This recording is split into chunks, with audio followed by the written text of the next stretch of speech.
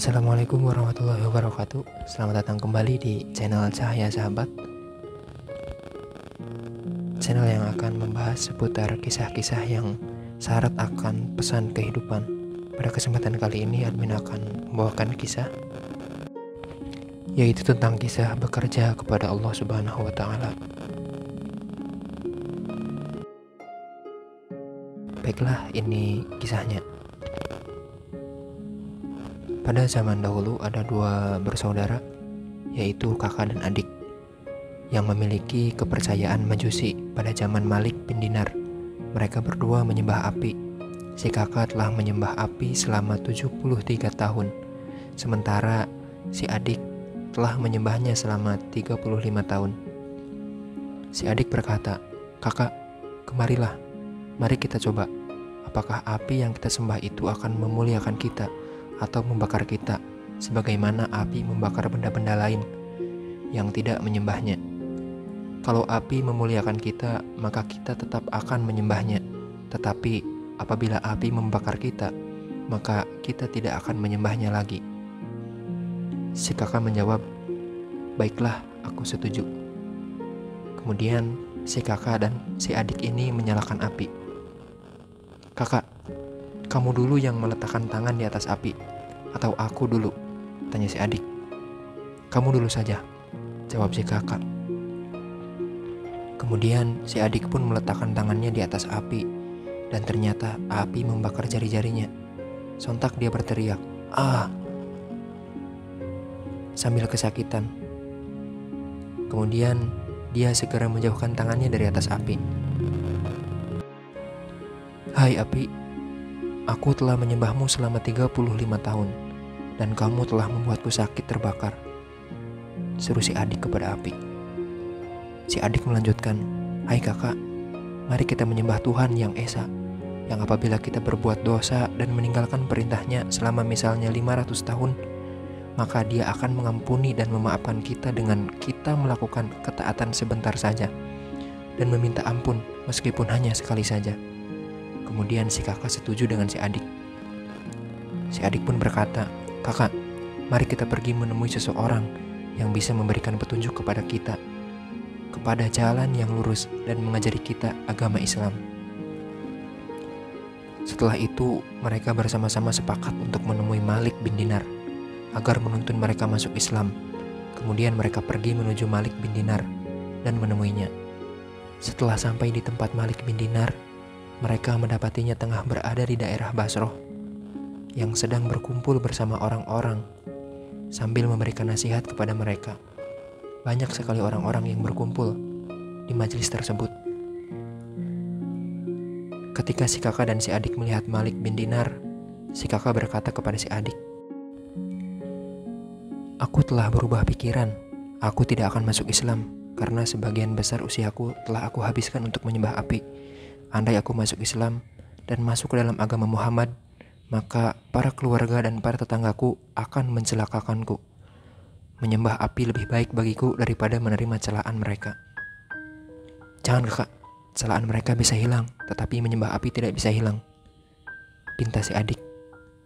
Tetapi si kakak tetap saja tidak memperdulikan omongan si adik. "Ya sudah, kembali sana dengan kepercayaanmu menyembah api. Kamu adalah orang yang celaka dan anak dari orang celaka pula. Sungguh orang yang celaka di dunia dan di akhirat," kata si adik kepada si kakak. Kemudian si kakak kembali ke rumahnya, tidak jadi menemui Malik bin Dinar dan tidak jadi masuk Islam. Sementara itu, si adik bersama istri dan anak-anaknya mendatangi Malik bin Dinar. Mereka ikut berkumpul bersama orang-orang. Mereka duduk hingga Malik bin Dinar selesai dari pengajiannya. Kemudian si adik itu berdiri dan menceritakan kisahnya. Ia meminta Malik bin Dinar menuntun dirinya serta keluarganya untuk masuk Islam. Mendengar permintaannya tersebut, Malik bin Dinar pun menuntunnya, keluarganya, masuk Islam. Akhirnya mereka semua masuk Islam. Orang-orang pun menangis karena sangat senang dan terharu. Beberapa saat kemudian, si adik hendak pulang, tetapi Malik bin Dinar berkata, "Duduklah sebentar, aku akan mengumpulkan harta bersama santri-santriku untukmu." Aku tidak ingin menjual agamaku dengan harta dunia, jawab si adik. Kemudian si adik dan keluarganya kembali dan memasuki suatu bangunan-bangunan sepi. Di sana mereka menemukan sebuah rumah kosong. Mereka menempatinya. Pagi hari kemudian, si istri berkata kepadanya, "Pergilah ke pasar, carilah pekerjaan, berilah makanan dengan upah pekerjaanmu." Kemudian si adik bergegas dan pergi ke pasar mencari pekerjaan, tetapi tak ada lowongan kerja sama sekali. "Baiklah, kalau tidak ada kerjaan yang aku dapati, aku akan bekerja kepada Allah," kata si adik dalam hatinya.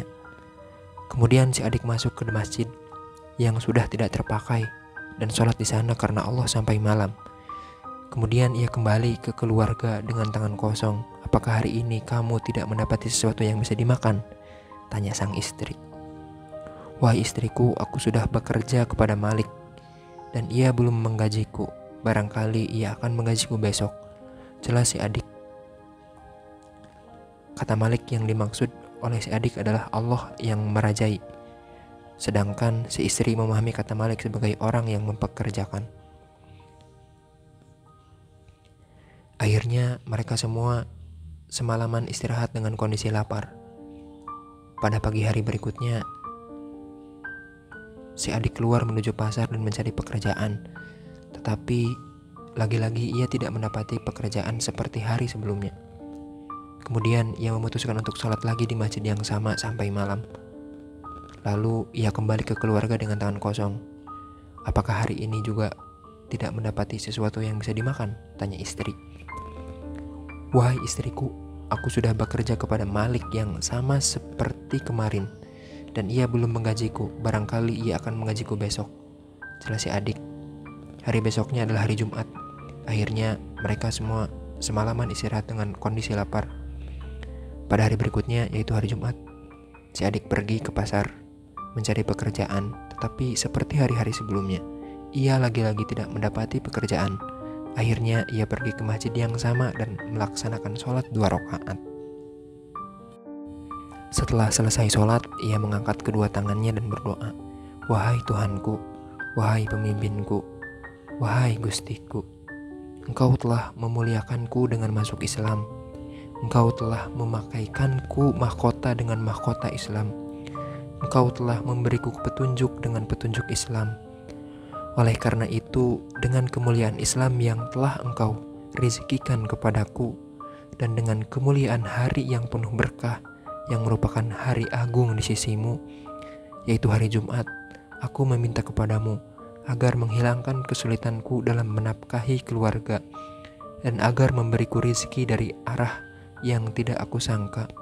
Demi Allah, aku malu dengan keluargaku dan anak-anakku, dan aku takut mereka akan keluar dari Islam karena kondisi mereka seperti ini." Kemudian si adik berdiri dan khusyuk melaksanakan sholat 2 rakaat. Setelah setengah hari terlewati, si adik pergi menuju sholat Jumat. Sementara itu, si istri dan anak-anaknya merasa sangat lapar. Tiba-tiba ada seorang laki-laki datang di depan pintu rumah di mana mereka tinggal. Laki-laki itu mengetuk pintu. Kemudian si istri membukakannya. Sesaat setelah membuka pintu, ia melihat laki-laki yang tampan dengan membawa suatu wadah emas yang tertutup kain yang ditenun dengan emas pula. Laki-laki itu berkata, "Ambillah wadah ini dan katakan kepada suamimu kalau ini adalah upah pekerjaannya selama 2 hari sebelumnya. Katakan kepadanya pula untuk lebih bekerja keras, karena kami akan memberi upah kepadanya, terutama pada hari ini, yaitu hari Jumat, karena bekerja sedikit di hari ini di sisi Allah yang Maha Merajai dan Perkasa adalah pekerjaan yang besar." Kemudian si istri pun menerima wadah emas itu. Ketika ia buka, ternyata di dalamnya terdapat 100 dinar. Kemudian ia mengambil 1 dinar dan pergi ke tempat penukaran uang. Saat itu pemilik toko penukaran uang adalah seorang Nasrani. Sesampainya di toko, si istri memberikan 1 dinar kepada pemilik toko. 1 dinar itu ditimbang, dan ternyata timbangannya lebih dari 1 misol, sampai 2 miskol. Kemudian si pemilik toko melihat uang dinar itu. Ia tahu kalau uang dinar itu adalah berasal dari hadiah akhirat. "Dari mana kamu mendapatkan uang ini?" tanya si pemilik toko. Kemudian si istri menceritakan kisahnya saat diberi wadah emas berisi uang dinar itu kepada pemilik toko. "Tuntun aku masuk Islam," pinta si pemilik toko. Kemudian si pemilik toko pun masuk Islam dan memberi 10 dirham kepada istri. "Infakkan 10 dirham ini, jika sudah habis maka beritahu aku," pinta si pemilik toko kepada si istri. Sementara itu si adik selesai dari sholatnya, ia pun kembali menemui keluarganya dengan tangan kosong pula. Sebelum menemui mereka, ia mengambil kain dan mengisinya dengan debu. "Kalau istriku menanyakan apa bungkusan kain ini, maka aku akan menjawab kalau bungkusan ini adalah gandum," kata si adik dalam hatinya. Ketika si adik telah masuk ke sekitar bangunan-bangunan kosong, ia melihat rumahnya. Tiba-tiba dari dalam rumahnya ia telah melihat persiapan tikar dan ia mencium bau makanan. Ia pun meletakkan kain berisi debu itu di dekat pintu rumahnya agar istrinya tidak tahu. Kemudian si adik bertanya kepada istrinya tentang apa yang telah terjadi dan tentang makanan apa yang tiba-tiba sudah ada di kamar. Kemudian si istri bercerita kepada si adik, suaminya, tentang semua yang telah terjadi. Kemudian si adik bersujud syukur kepada Allah Azza wa Jalla. "Apa yang kamu bawa di dalam kain itu?" tanya si istri. "Tidak perlu ditanyakan," jawab si suami. Kemudian si istri pergi mendekati pintu dan membuka kain. Tiba-tiba debu yang sebelumnya di dalam kain telah berubah menjadi gandum dengan izin Allah. Melihat kejadian itu, si suami bersujud syukur kembali kepada Allah dan beribadah kepadanya sampai ia dicabut nyawanya oleh Allah Ta'ala. Seorang ulama besar Al-Faqih, semoga Allah merahmatinya, berkata, "Angkatlah kedua tangan kalian dan ucapkan, 'Dengan kemuliaan hari Jumat, ampunilah kami dan dosa-dosa kami. Hilangkanlah kesusahan kami.' Karena si adik ini ketika berdoa kepada Allah dan meminta kepadanya adalah dengan menggunakan kata-kata, 'Dengan perantara kemuliaan Jumat, biruhmatil Jumat,' hingga Allah memenuhi kebutuhannya dan memberinya rizki dari arah-arah yang tidak ia sangka.